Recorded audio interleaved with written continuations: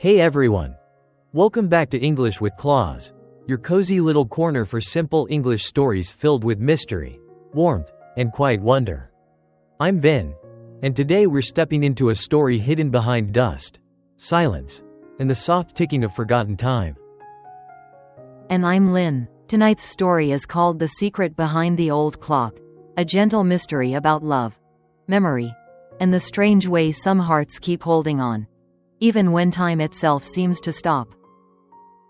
In a quiet little town, at the end of a narrow street lined with old trees and sleepy houses, there stood a tiny antique shop that most people passed without ever truly seeing. Its sign was faded, its windows were dim with dust, and the small bell above the door gave a tired ring each time someone entered. Inside that little shop lived an old man named Mr. Rowan, a quiet soul with careful hands and kind eyes. He spent his days repairing forgotten things, cracked mirrors, broken lamps, tiny music boxes, and old clocks whose ticking had long since fallen silent. But among all the objects in his shop, there was one thing no customer was ever allowed to touch, no matter how curious they were or how much money they offered. It stood in the far corner of the room beneath a pool of golden light, a tall grandfather clock carved from dark oak, its wood shaped with roses and curling vines, its glass polished every morning, and its silence somehow heavier than anything else in the room. It was beautiful, elegant, and strangely haunting. But the most curious thing of all was this: the clock had not moved in years, and its hands were frozen forever at exactly 10:17. No one in town knew why it had stopped, but everyone seemed to have a story. Some whispered that it was cursed, others believed it had stopped at the exact moment someone died, and a few simply said Mr. Rowan was too old to fix it. But in that town, there was one person who never cared much for rumors, and her name was Emma, 17 years old, endlessly curious, and always drawn to things other people ignored. Emma loved forgotten things. She loved books with names written on the first page, yellow letters tied with ribbon, and old objects that looked as though they had secrets hidden quietly inside them. So one rainy afternoon, with silver rain sliding down the windows of the town, Emma stepped into Mr. Rowan's antique shop for the very first time. The bell above the door gave its soft, tired ring. Mr. Rowan looked up from his workbench, his glasses low on his nose, and asked gently, "Can I help you?" Emma smiled and said, "I was only looking." But even then, her eyes were already wandering through the room, moving past dusty shelves and silver frames until they landed on the old clock in the corner. She stepped closer and whispered, almost to herself, "That one is beautiful."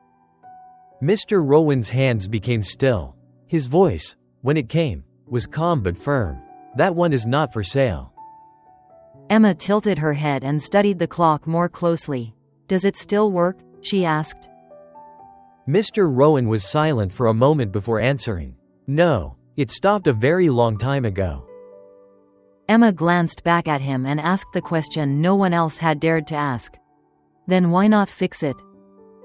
Mr. Rowan looked at the clock, and something in his face changed, something softer, older, and touched by a sadness too deep for easy words. "Because," he said quietly, "some things are not meant to move forward." Emma said nothing after that, but she returned the next day. And the day after that. And then again the day after. Soon, she began helping in the shop after school, dusting old shelves, polishing silver, sorting papers, and learning how to repair the tiny delicate hearts hidden inside forgotten things. Mr. Rowan never asked her to stay, but he never asked her to leave either. And slowly, without speaking much of it, the little shop made room for her. Day by day, Emma learned its quiet rhythm. She learned how to clean brass, how to mend broken hinges, and how to listen to the secret heartbeat inside old machines. And every evening, just before sunset, she noticed the same small ritual. Mr. Rowan would walk to the old clock, open its wooden door, and place one gentle hand inside. Not to repair it, not to wind it, only to touch it, softly, like greeting someone he had loved for a very long time. One rainy evening, with the sound of rain tapping softly against the shop windows, Emma finally asked, "Why do you do that?" Mr. Rowan stood still for a long moment. Then, without looking at her, he answered in a voice so quiet it almost disappeared into the rain. "Because she is still there." Emma frowned. "Who?" Mr. Rowan looked at the old clock and said, "My wife." The room fell silent. Even the rain outside seemed softer now, as though the world itself had leaned in to listen. 50 years ago, Mr. Rowan said, this clock stood in our home. Every Sunday, my wife Clara would wind it by hand. She used to say a house should always have one steady sound, something to remind us time was alive. A small smile touched his face. She loved this clock, said its ticking made even the quietest evenings feel less lonely. He looked down at his hands. One autumn evening, Clara sat beside it reading by candlelight. She looked at me and said, "Promise me something. When I am gone, don't let time erase me." Emma stood still, listening. That night, Mr. Rowan whispered. Clara fell asleep in her chair, and never woke again. Emma's eyes moved slowly to the frozen hands of the clock. 10:17. When I found her, Mr. Rowan said, the clock had stopped too. And I never repaired it. Not because I couldn't, but because that was the last moment she was still here. His voice trembled gently. If I let it move again, I feared I would lose her twice. Emma looked at the old man, and suddenly the clock no longer seemed mysterious or cursed. It was not haunted, it was loved. The next afternoon, Emma brought a small envelope into the shop and placed it carefully in Mr. Rowan's hands. "What is this?" he asked. Emma smiled softly. "A letter," she said. "Not truly from Clara, but maybe from what she would say now." Mr. Rowan opened it with trembling fingers and began to read.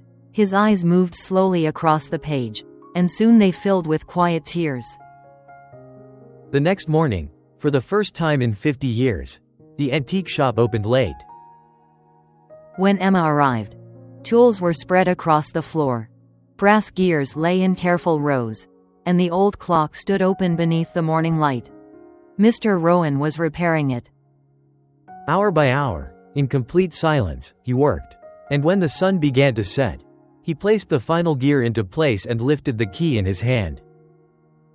He wound the clock once, then twice, then a third time. And then, at last, the silence broke. Tick, tick, tick. The sound filled the little shop like breath returning to a sleeping room, warm and alive and full of something that had waited years to return. Mr. Rowan closed his eyes and smiled, not because he had let Clara go, but because he finally understood he never had to. Some people think love lives only in memory, but maybe love lives in what we allow to keep moving, in the days after loss, in the courage to keep living. And sometimes, in the quiet ticking of an old clock, finally moving again.